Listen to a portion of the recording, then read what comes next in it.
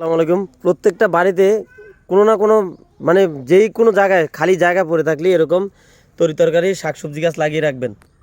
মাশাআল্লাহ দেখেন কত সুন্দর, আল্লাহর রহমতে খুব সুন্দর লাউ লাউ গাছ হয়েছে। আর এই জায়গায় মানে লাউর কিন্তু অনেক সুন্দর সুন্দর করা আছে। এই মাত্র সদ্য মানে জন্ম নিছে, তো তো গাছটা কিন্তু অনেক সুন্দর হইয়া ছড়াইছে। তারপরে মনে করেন এই যে বেগুন গাছ আছে, এই যে বেগুন ধরতেছে। এই এরকম যার যার বাড়িতে এরকম ছোট ছোট জায়গা খালি পড়ে থাকবে, সবাই কিছু না কিছু তরকারি গাছ লাগিয়ে রাখবেন।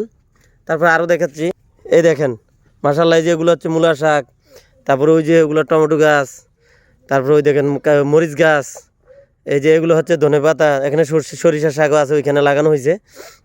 তো কারো বাড়িতে এরকম জায়গা খিল রাখবেন না।